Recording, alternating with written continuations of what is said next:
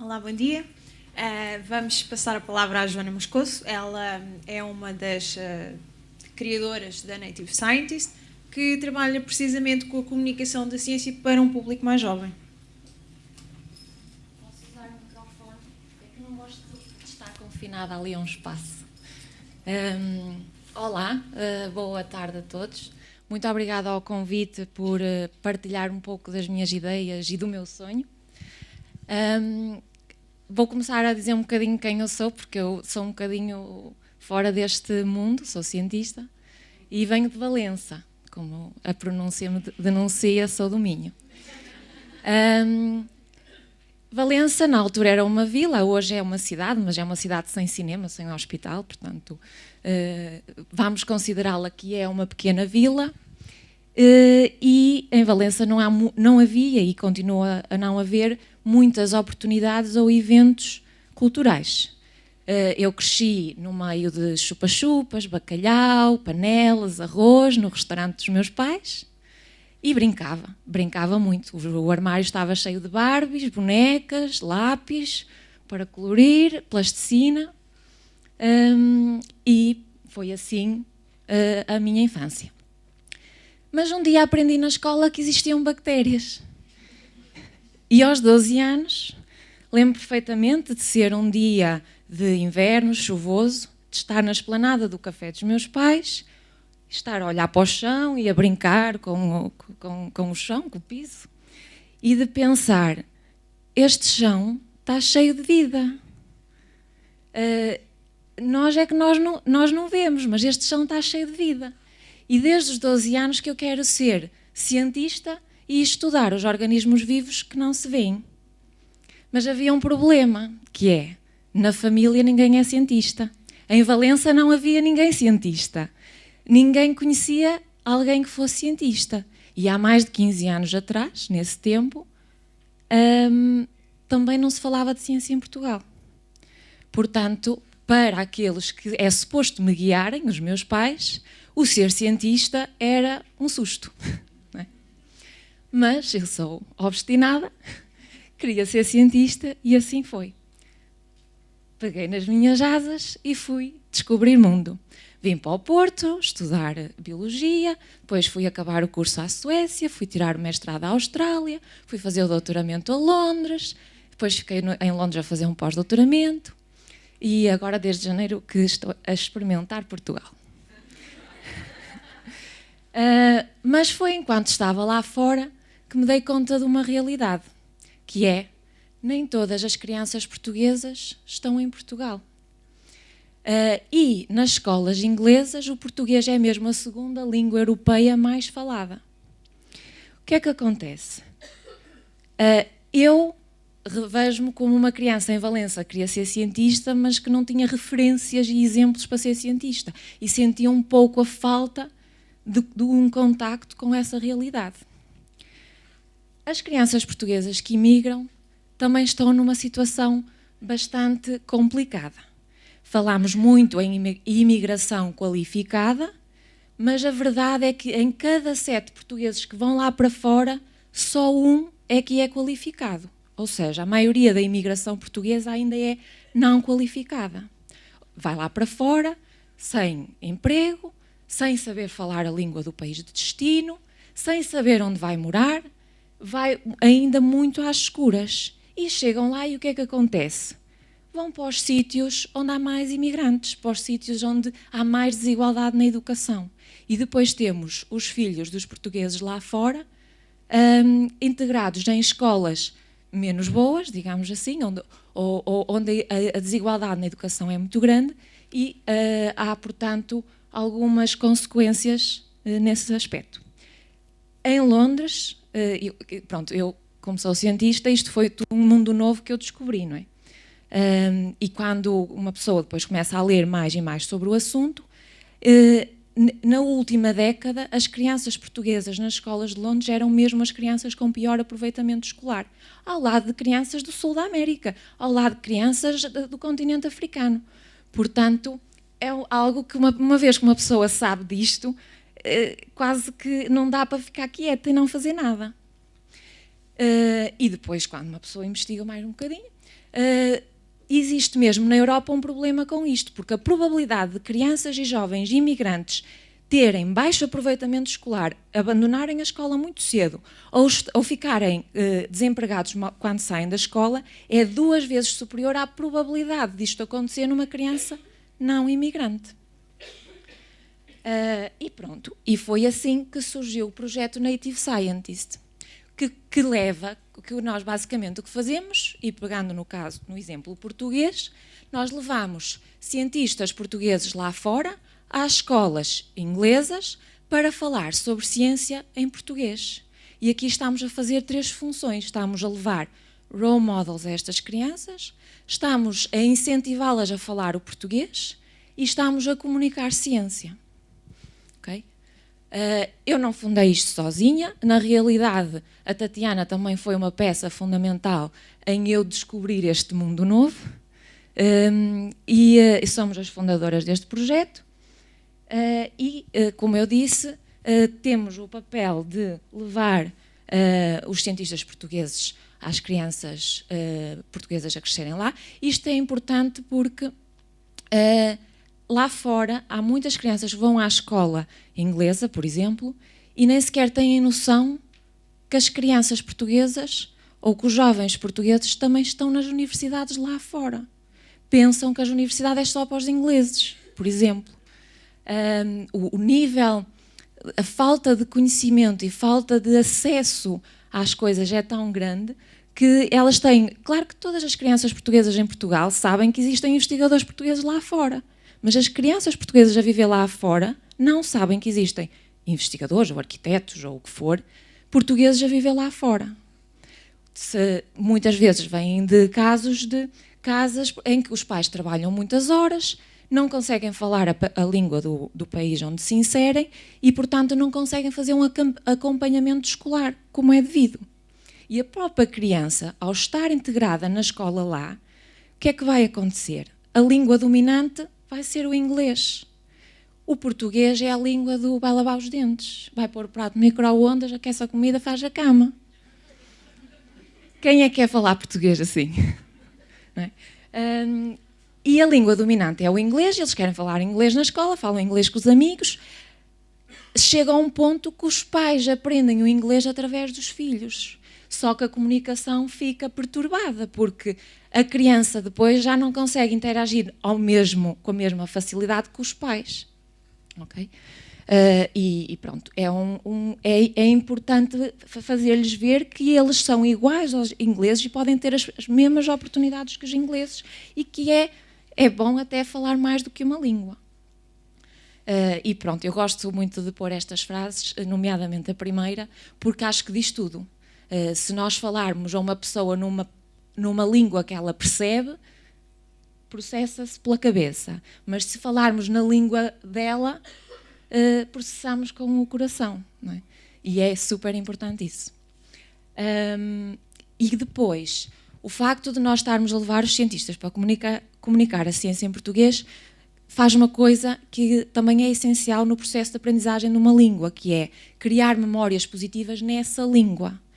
Porque se o português é só associado à língua que se fala em casa para fazer as tarefas mais aborrecidas, claro que nenhuma criança vai querer falar português. E a própria escola não incentiva, portanto, é quase vergonhoso falar outra língua em casa.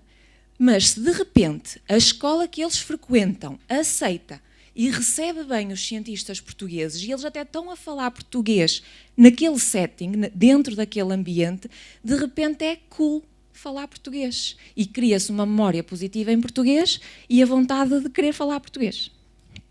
E depois a comunicar de ciência, que envolve os cientistas e como a Joana dizia, onde é que ela está? Não está? Está aí. Que envolve aproximar e trazer os cientistas à vida real e fazer com que eles façam um exercício mental para conseguir transmitir aquilo que fazem a crianças. E pronto, basicamente, as guidelines que nós damos aos cientistas, em cada atividade que nós fazemos na escola, nós levamos 4 ou 5 cientistas. E depois temos 20 ou 25 meninos e dividimos os meninos em grupos. E os cientistas falam durante 10 a 15 minutos em cada grupo e depois roda. E, portanto, cria-se um ambiente muito dinâmico. E, para o cientista, isto implica preparar algo para comunicar em 10, 15 minutos. Ou seja, não só, é uma coisa muito breve, tem que ser simples, tem que ser direta, e nós obrigámos-los a trazer alguma coisa para mostrar. E, portanto, as indicações que lhe damos é que têm que falar na língua materna, podem recorrer à língua da escola caso o nível de português das crianças não seja suficientemente bom para falar continuadamente na língua materna. Têm que falar do seu trabalho ou do seu percurso profissional, promover o diálogo e uma interação positiva com os alunos, e depois têm que trazer o tal material para mostrar. E sem infantilizar, certo? E depois, o que acontece é que as pessoas ou trazem vídeos, algumas pessoas fazem jogos, outras pessoas trazem pequenas experiências e cria-se ali um ambiente muito interativo. E pronto, hoje em dia, com a Native Scientist, já fazemos 7 línguas diferentes, ou seja, isto começou com o português, mas a necessidade é igual para outras línguas, portanto agora fazemos também com grego, com turco, com francês, alemão, espanhol e assim. Em 3 anos de existência já falámos com 1.700 crianças, portanto aqui a nossa intenção, nós não vamos à mesma turma várias vezes ao longo do ano letivo. Nós queremos falar com o maior número de crianças possível, portanto vamos ao maior número de turmas diferentes possível. Temos uma base de dados de 400 cientistas voluntários, que são os cientistas que fazem as pequenas demonstrações em 10, 15 minutos, e não só estamos no Reino Unido, como também estamos em França e na Alemanha. E pronto, e isto é o que nos faz... Eu, como cientista, é isto que nos faz ir e repetir. É a reação dos meninos, o facto de trazermos alguma coisa para mostrar é remédio santo. Eles ficam claramente entusiasmados e lá está. E trazemos coisas complexas, não é? Isto é um corte do intestino, da parede do intestino. Conseguimos-lhes explicar de forma simples aquilo que o cientista faz, tendo a dificuldade acrescida de que não só temos que comunicar a ciência, como temos que usar vocabulário que eles entendem. Não podemos dizer equipamentos informáticos. Uma criança ouve a palavra equipamento e pensa no equipamento de desporto, não é? Que usa para ir jogar futebol.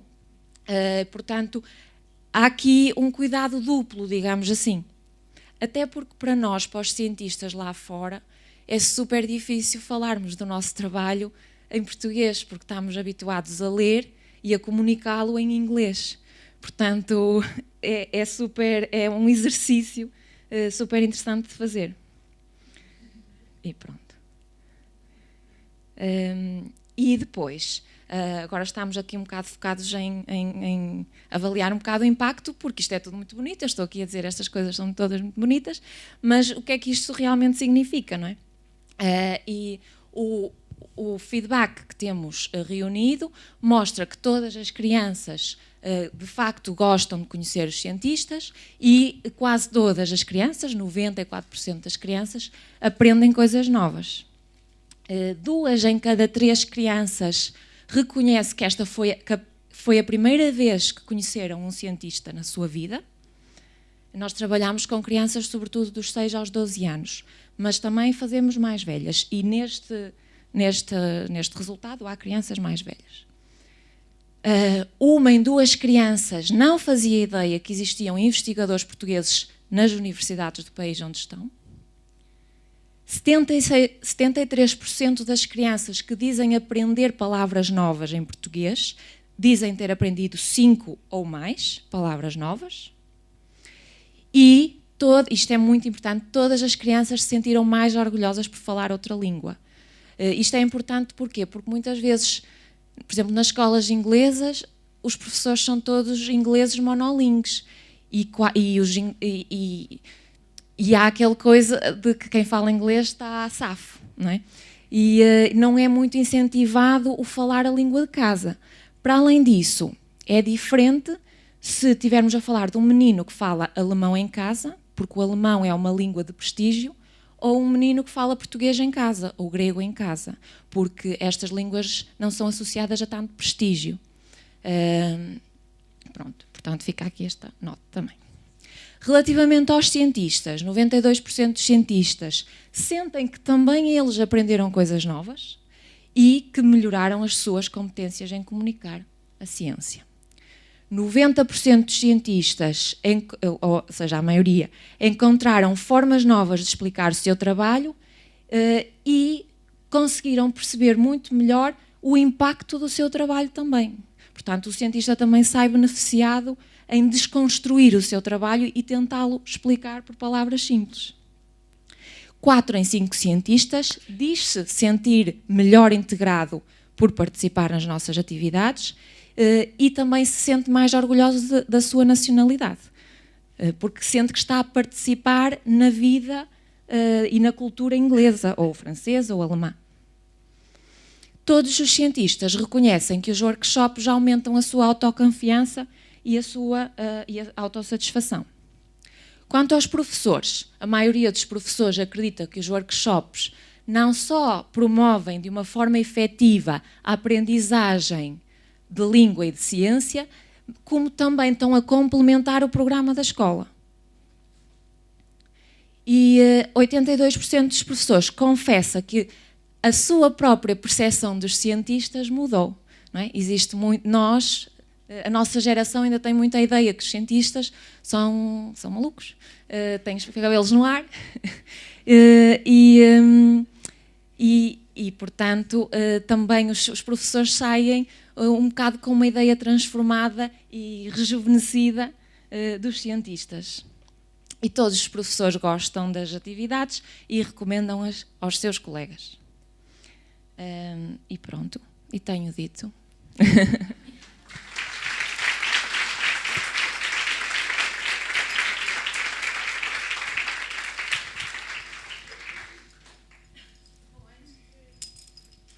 Não? Sim? Ok. Antes de abrirmos aqui as perguntas e o debate aqui ao público, eu gostava de perguntar à Joana. Nós hoje em dia já temos muito interesse pela ciência, promovido não só pelas séries de televisão, as Kidzanias, os brinquedos do Science for You, etc. Portanto, não só para adultos, mas também por crianças, que penso que irão um bocadinho atrás daquilo que vem em casa, CSIs e companhias. A minha pergunta é, tendo em conta a experiência que vocês têm e o contacto, estas crianças conseguem perceber a diferença entre a realidade da ciência e aquela que é uma imagem idealizada da ciência? Eu acho que uma pessoa realmente, para perceber isso, tem que falar com uma pessoa que o faça, porque não é um brinquedo da ciência que te vai contar essa história toda. Portanto, eu acho que através de conhecer as pessoas que estão por trás dos laboratórios e da ciência, é que realmente se consegue ter uma visão real disso. No nosso caso, o nosso trabalho ainda vai muito além disso, porque estamos a falar de crianças que não têm acesso a essas coisas. Nós somos todos provavelmente qualificados e somos todos bastante privilegiados se nos compararmos, infelizmente, mesmo se nos compararmos a outras pessoas na Europa. E, portanto, nem toda a gente tem esse acesso. Agora, também é um facto de que existe cada vez mais as pessoas estão cientes da história científica e existe uma maior consciência e menos aversão à ciência. Alguém quer colocar alguma questão à Joana?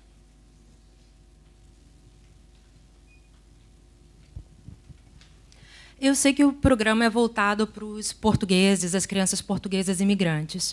Mas como é feita a relação com os alunos ingleses? Eles participam de alguma maneira para que eles possam também ver esses alunos de outra maneira e os próprios imigrantes portugueses de outra forma? Nós ainda não trabalhamos com a comunidade inglesa. Para já, as nossas atividades normalmente acontecem fora do horário normal da escola. As crianças têm escola das 9 às 3 da tarde ou às 4 da tarde e depois nós entramos a seguir às 4, 5 da tarde, quando elas já estão muito cansadas até. E, portanto, ainda não contemplamos isso. Estamos cientes de que, e há pedidos para também fazermos coisas na língua do país onde estamos. Mas nós somos uma empresa sem fins lucrativos, que trabalha à base de voluntariado e que estamos a crescer ao ritmo mais rápido que conseguimos. Para já ainda não conseguimos dar resposta a isso.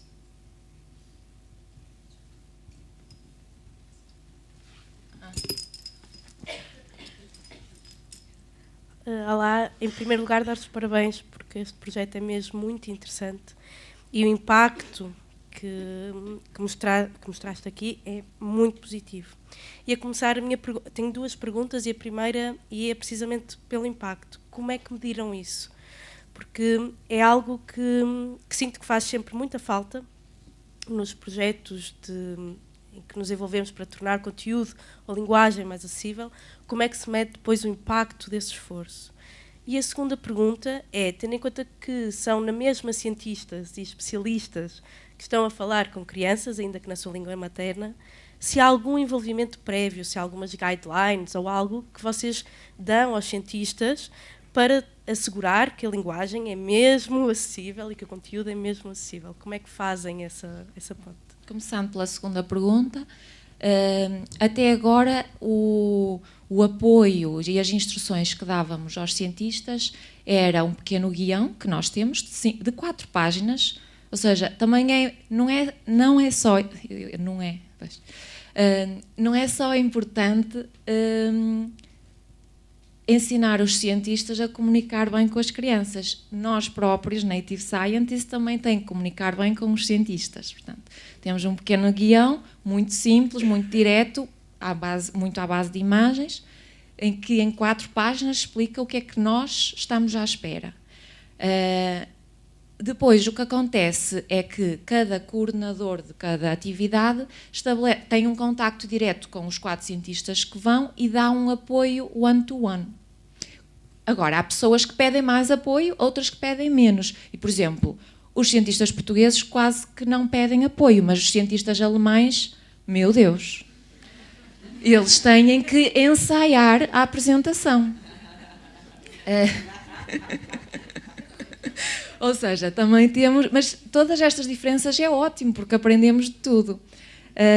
Agora, o que nós... Como isto já está a ficar de uma dimensão muito elevada e nós precisamos de garantir um certo nível de qualidade, o que temos é um webinar gratuito para os nossos voluntários, que acontece a primeira quarta-feira de todos os meses, em que eu própria explico não é porque vamos ter atividades este mês, vai haver atividades na Alemanha, na França e no Reino Unido. E os voluntários que quiserem e que queiram ir ao training, o training não é obrigatório, vão e aí têm a oportunidade de tirar as dúvidas comigo e eu tenho a oportunidade de lhes explicar, quase cara a cara, mas via Skype, o que é que se espera. Quanto ao impacto, nós no primeiro ano, nós sempre fizemos a avaliação da qualidade de cada evento, ou seja, no final de cada sessão na escola, de cada workshop, tanto as crianças como os cientistas, como o professor, dão feedback. As crianças é um pequeno folha A4, laminada, nós damos autocolantes e depois pergunta, gostaram de conhecer os cientistas? Tenho uma caixa que diz adorei, uma caixa que diz mais ou menos e uma caixa que diz nem por isso. E os miúdos colam um autocolante no sítio onde se adequa. Portanto, são 5 questões. Tornámos-o quase um jogo. Não é?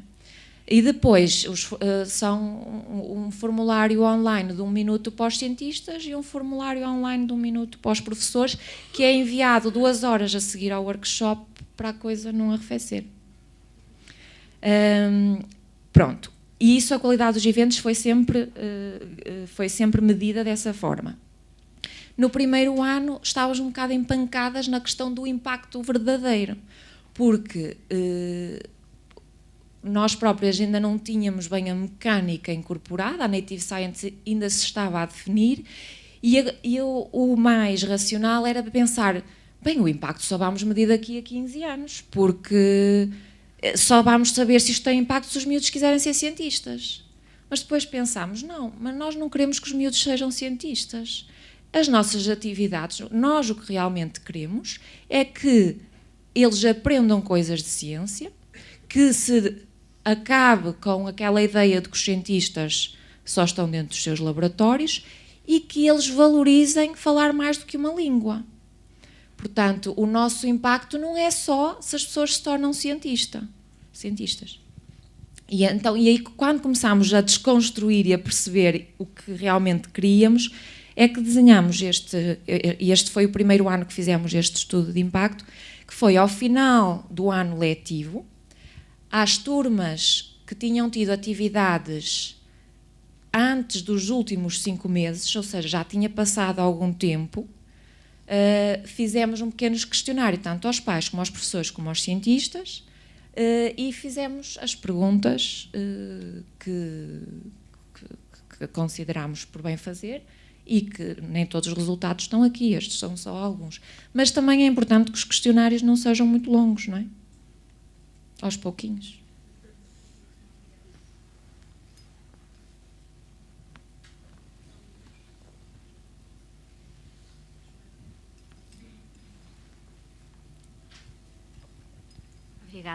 Obrigada por esta apresentação. Maria, muito obrigada por eu deixar de ser a única Joana cientista a falar nestas coisas. Gostei imenso da tua apresentação. Eu acho que este trabalho é muito bom. Gosto muito do lettering, gosto muito do site. E no encontro sobre acessibilidades, acho que também essas partes são a maneira como o site comunica com quem o encontra.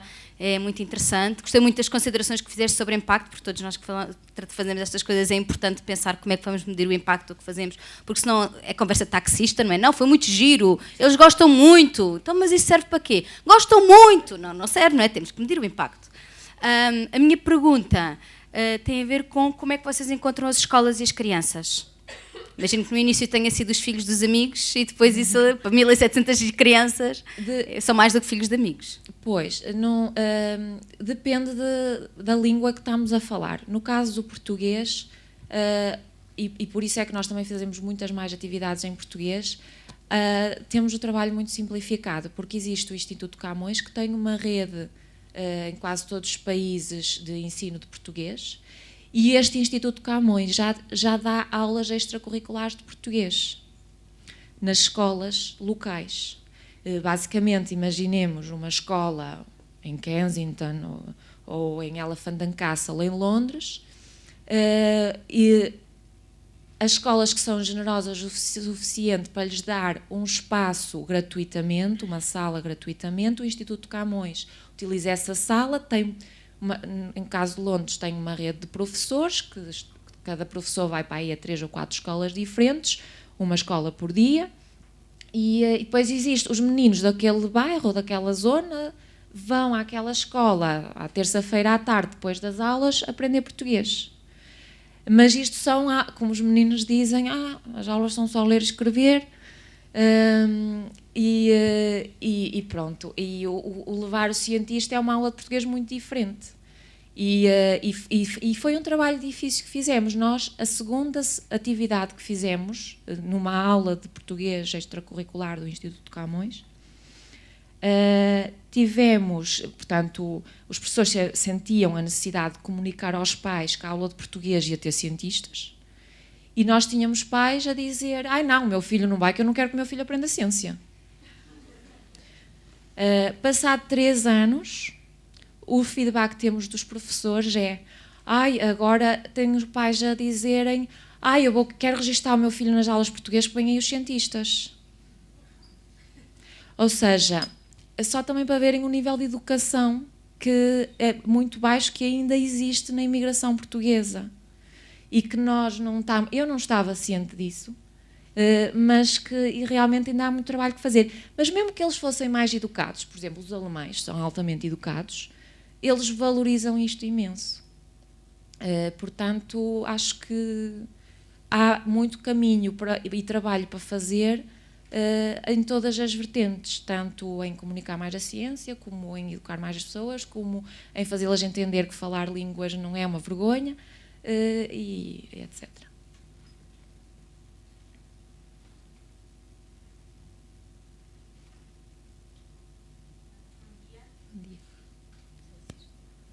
Tá?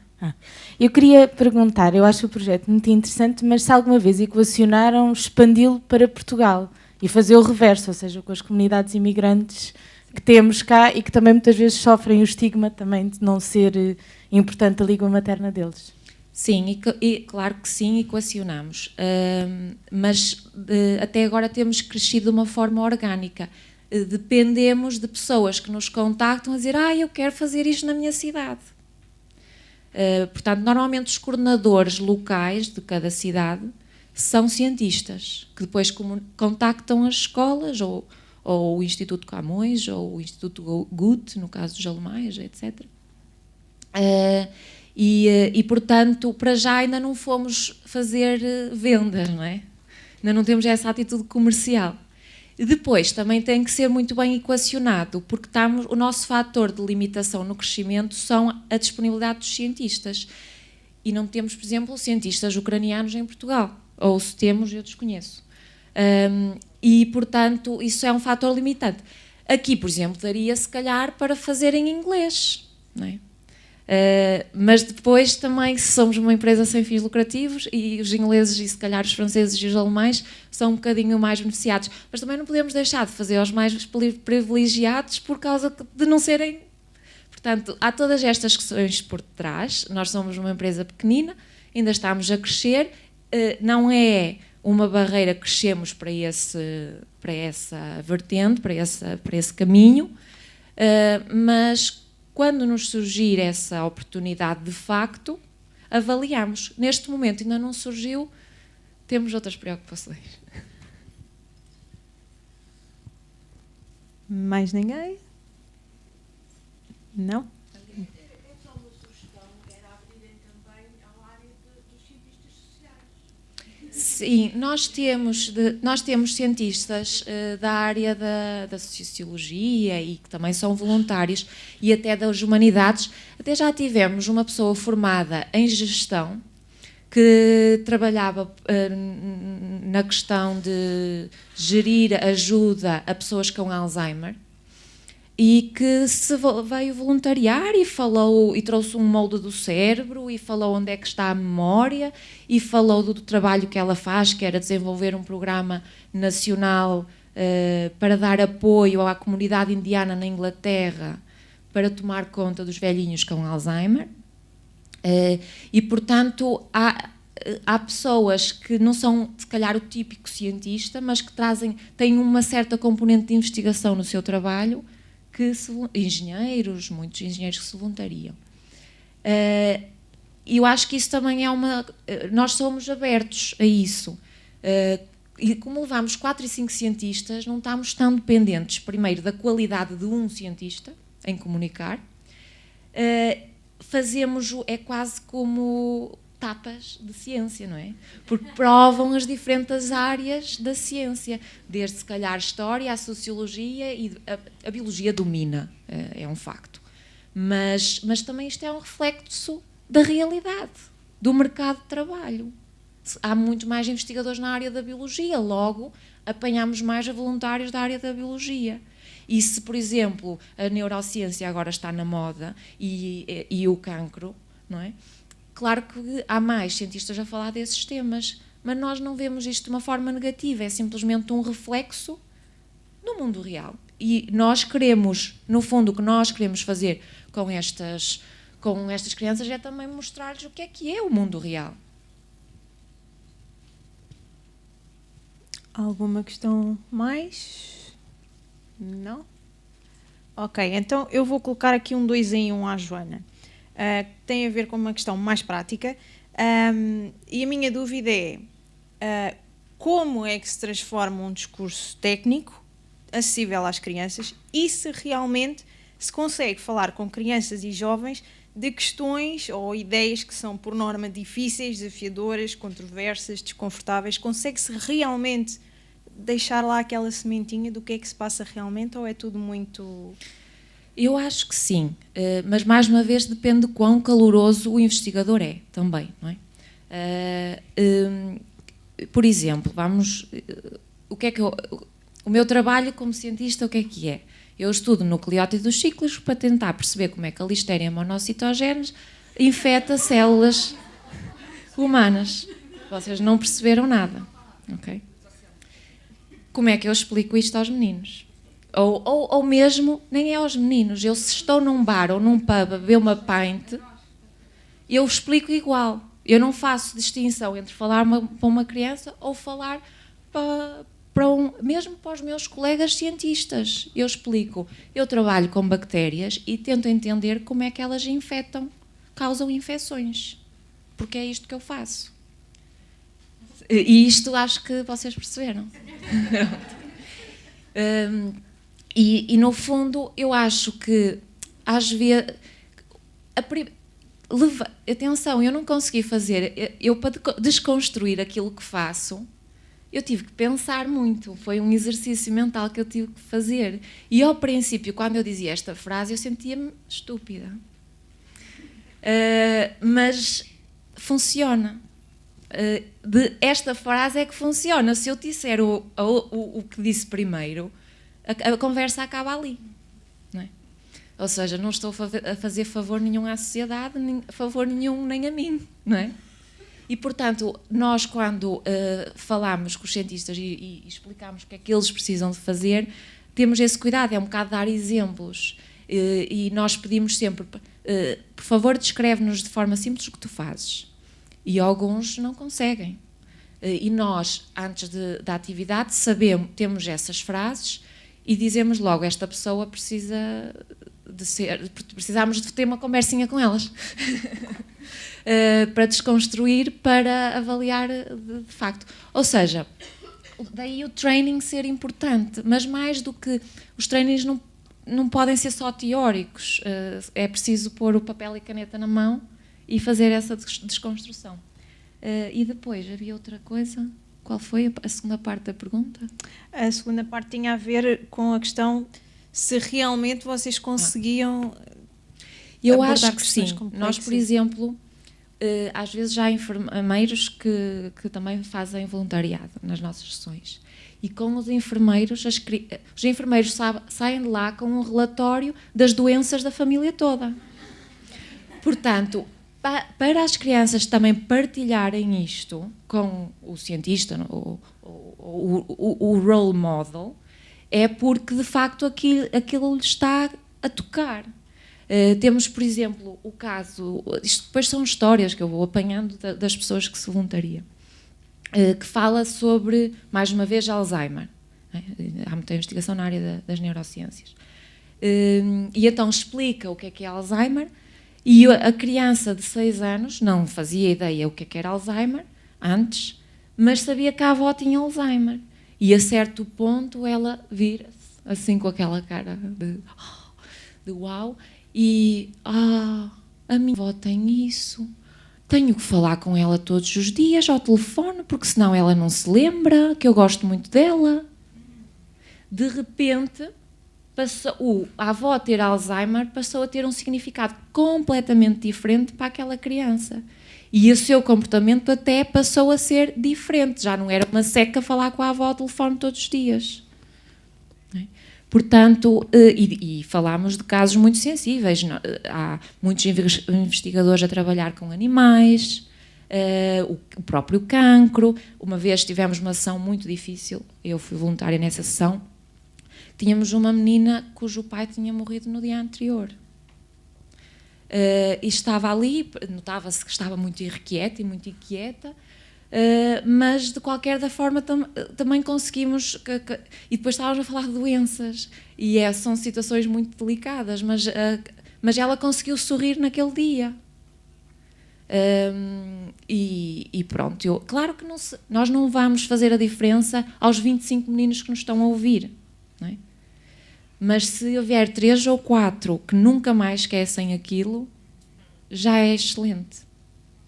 Eu própria tenho a dizer que desde os 12 anos queria ser cientista e queria estudar as bactérias, não é? Mas não tinha referências nenhumas para seguir uma carreira na ciência. E os meus pais queriam que eu fosse para a economia. E depois, quando chegou aos 17 anos e a idade de escolher para a universidade, eu tive sempre muito claro que ia para a biologia. Mas há sempre aquela dúvida. Os pais são pessoas que influenciam bastante a nossa opinião.